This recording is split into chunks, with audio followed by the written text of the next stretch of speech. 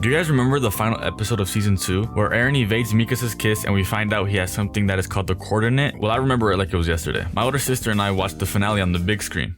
It was my living room TV. But watching every episode of season 2 as it came out was agonizing. Every time that To Be Continued screen hit, you couldn't help but cry because now you had to wait a whole week to find out what happened next. Although this is the case for lots of anime, Attack on Titan has managed to unequivocally establish itself as a masterpiece through its compelling storytelling, intricate character development, thought-provoking themes, and stunning animation. Although it's regarded as one of the best of all time or peak, does it hold up against the new anime of today? The competition is limited, I'm not gonna lie. Like, what the is this?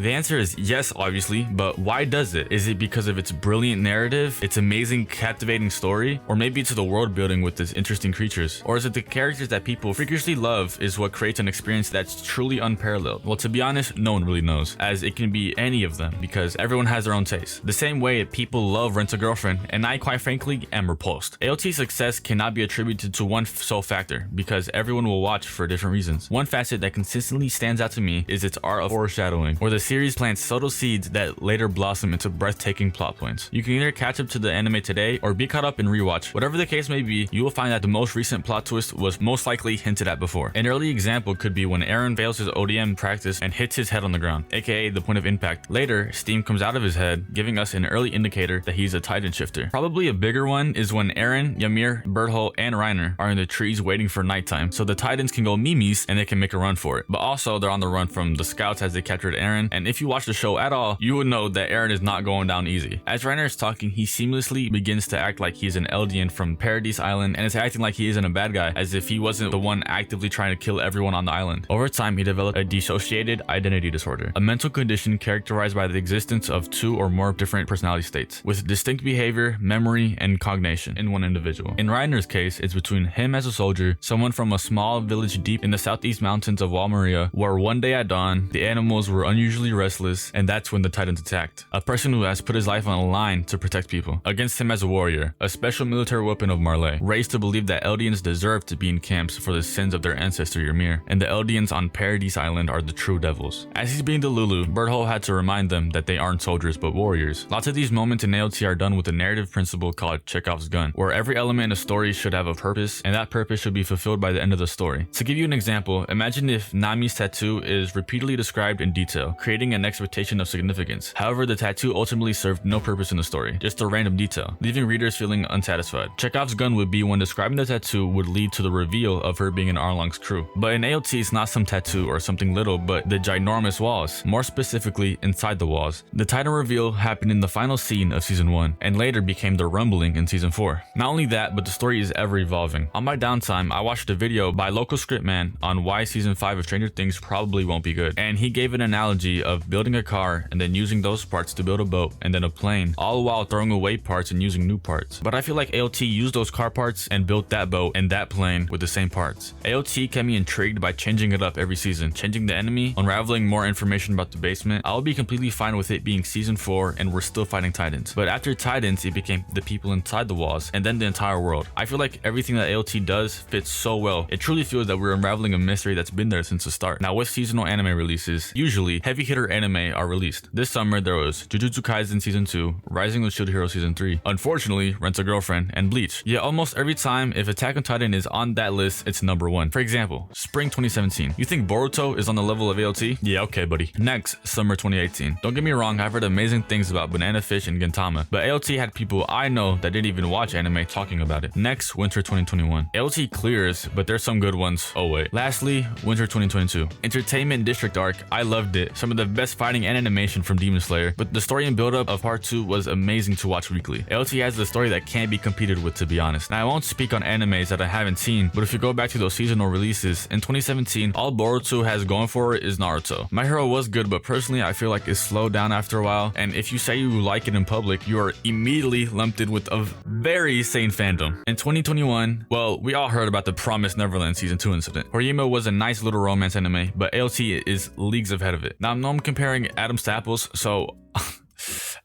what the fuck? So I'll stop now since it sounds like I'm trying to put them down to pick AOT up, but the truth is that AOT is very much up there in many categories. Its ability to claim the top spot amidst a competitive lineup speaks volumes about its compelling narrative and majestic allure. I'm not saying it's everyone's favorite anime, but compared to lots of other anime, like the new harems or isekais, it's just no debate. Now, you aren't horrible for not watching AOT. I understand you may not be interested or you don't feel like catching up, but you are definitely missing out on a spectacle. AOT does have its fair share of jokes about it. In recent times, it's been due to its long, drawn-out final season, like, can't wait for AOT final season part 5, part 2, like, we get it, the final season has parts. As we wait for Attack on Titan, the final season part 4, okay, the name is pretty fucking dumb, I'll admit, we draw ever closer to the ending as we are in its final arc. Once Attack on Titan comes to a close, I guarantee, if not already, it will be in every anime viewer's must-watch list. Oh, and going back to the initial question, it's pretty fucking obvious. Now, I know many of the comparisons are like grapes to apples, but I am comparing it to what I have personally watched. So if you guys can give me some recommendations down below, I'll try my best to watch them all. Now, I won't guarantee the pace because I am currently trying to catch up on another show, and I can't decipher if it's hell or just peak.